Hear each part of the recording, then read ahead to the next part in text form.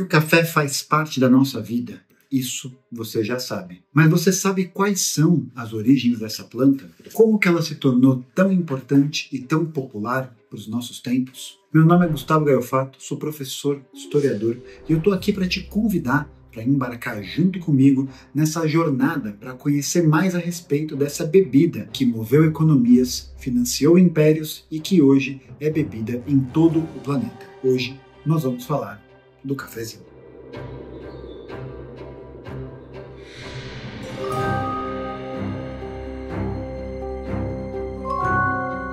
Reza a lenda que a origem do café tem seu início com uma história um pouco mitológica. Conta-se que lá pelo século IX, um pastor estava pastoreando as suas cabras num monte da Etiópia quando ele percebeu que uma de suas cabras voltou bastante saltitante, serelepe e alegre depois de ter comido umas frutinhas de um arbusto que aquele pastor não conhecia. Esse pastor, que reza a lenda chamava-se Caldi, resolveu experimentar esse fruto e o resultado não foi outro. Ele passou a noite em claro, fazendo várias atividades que ele antes se cansava bastante. A notícia a respeito do poder estimulante dessa frutinha se espalhou, e alguns monges no monastério local resolveram experimentar ela para poder aguentar a vigília noturna das rezas que aconteciam todas as noites. Esse costume, que nasceu com essa história lendária, vai acabar se espalhando por todo o mundo, e hoje faz parte integral das nossas vidas em diferentes momentos e em diferentes lugares, seja quando você acorda para tomar aquele café antes de trabalhar, ou aquele cafezinho da tarde com um bolinho de vó, ou mesmo o café para poder aguentar os turnos do trabalho noturno. A verdade é que o café se tornou uma bebida muito importante e fundamental para a história da humanidade. Mas para além das origens míticas e lendárias, existem uma série de eventos e acontecimentos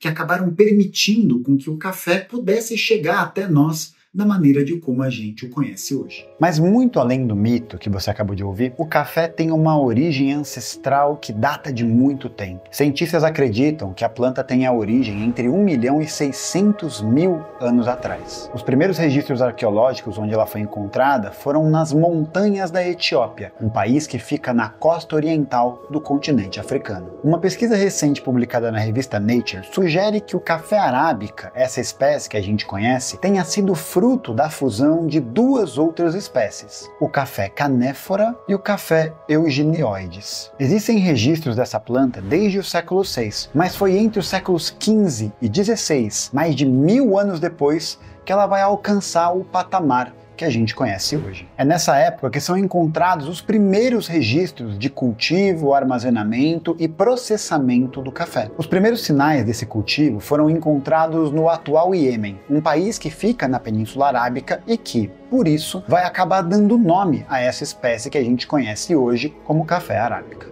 Antes de se tornar essa bebida que a gente conhece, o café era consumido de diversas maneiras, em diferentes locais e em diferentes tempos. Mas vai ser no século XV que a gente vai ter os primeiros registros da primeira casa de café que será aberta, a primeira especializada no tema, na cidade de Meca, também na Península Arábica. E foi por volta do ano de 1600 que as primeiras sementes de café foram contrabandeadas e levadas para outros lugares para serem cultivadas. Mas por que essa planta foi contrabandeada? Naquela época estavam acontecendo as grandes navegações, um período muito importante para a história mundial em que as burguesias europeias começavam a expandir o seu alcance comercial, buscando exatamente esses produtos que tinham um alto valor no mercado de luxo do continente. Eram as especiarias, os metais preciosos e outros itens que eram muito difíceis de serem encontrados. E o café era um deles. Lembra daquelas sementes que eu falei que foram contrabandeadas lá por volta do século XVI?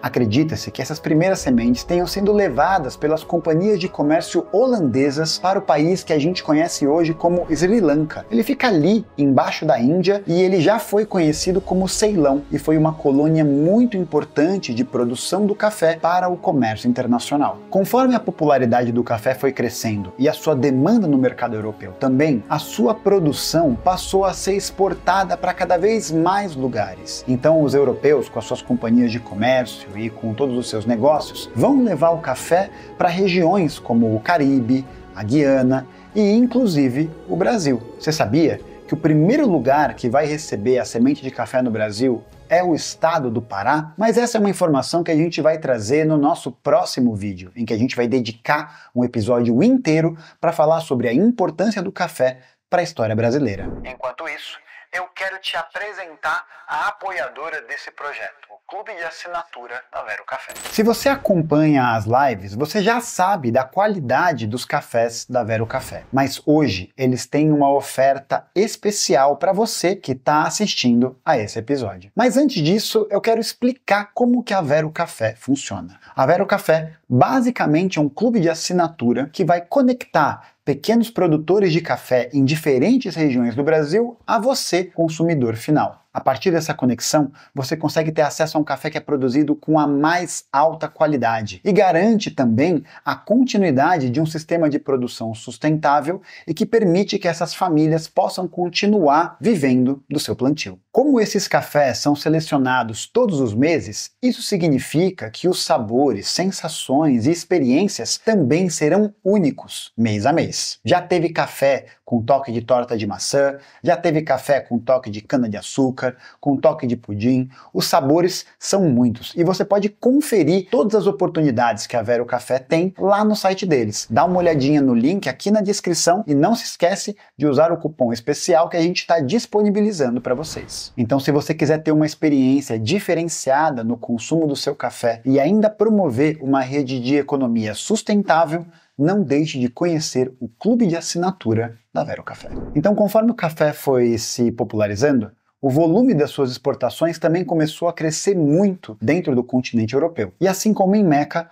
alguns estabelecimentos, algumas casas de café começaram a abrir na Europa. E a primeira delas, acredita-se que tenha sido aberta na cidade de Belgrado, atual capital da Sérvia, em 1522. É verdade que Belgrado fazia parte do Império Turco-Otomano, mas considerando sua posição geográfica, a gente pode dizer que essa foi a primeira casa de café no continente europeu. Conforme o contato dos europeus com esses mercadores orientais aumentava, o interesse pelas especiarias, incluindo o café, também aumentava. Isso vai acabar fazendo com que outras casas de café comecem a nascer em cada vez mais cidades europeias. Em pouco tempo, cidades como Oxford, Amsterdã, Londres, Paris passarão a ter as suas próprias casas de café, em que as pessoas iam se reunir constantemente para tomar um cafezinho e para discutir e debater sobre os temas mais importantes daquele momento. Na Inglaterra do século XVII, por exemplo, esses estabelecimentos vão ter uma importância fundamental, especialmente porque nesses espaços não havia distinção de classe social de quem o frequentava. A regra para poder participar dessas discussões e desses debates era de manter esse nível de igualdade. E a única coisa que custava era justamente o preço de um cafezinho. E foi graças a essa dinâmica que novas ideias começaram a circular com um movimento cada vez maior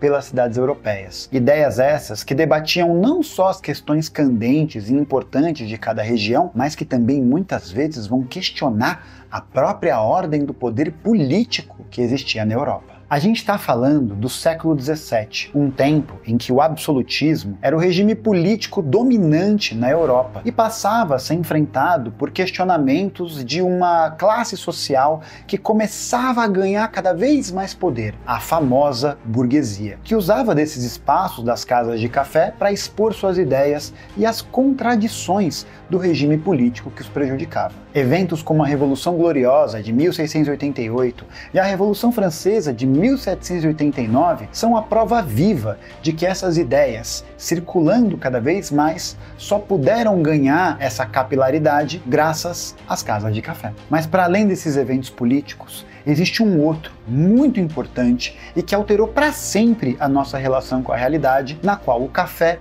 tem um papel fundamental. E esse evento era a Revolução Industrial.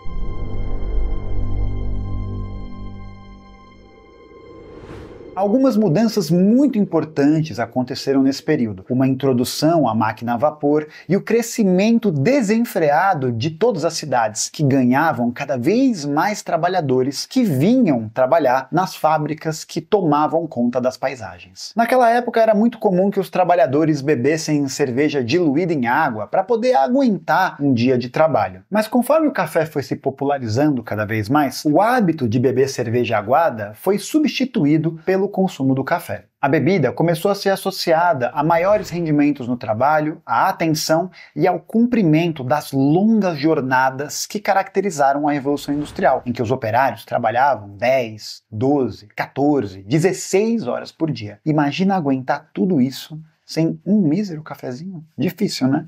Graças a essas alterações econômicas, a produtividade vai se elevar em patamares nunca antes vistos, o que vai, inclusive, permitir com que o capitalismo, na forma de como a gente o conhece hoje, pudesse ser estabelecido. As mudanças provocadas pela Revolução Industrial vão elevar os patamares de produtividade a níveis nunca antes vistos na história da humanidade. Ao mesmo tempo, a pobreza entre os trabalhadores cresce cada vez mais. Mas uma parte importante dessa engrenagem, e que vai colocar o café nesse lugar de ator principal, está em uma das substâncias que compõem essa planta, a famosa cafeína. A cafeína atua como um estimulante no sistema nervoso central e ela reduz a fadiga e aumenta o nosso estado de atenção. Isso acontece porque a cafeína bloqueia os receptores de adenosina, um neurotransmissor que induz ao sono e ao relaxamento. E é por isso que depois que você toma uma xícara de café às 6 da tarde,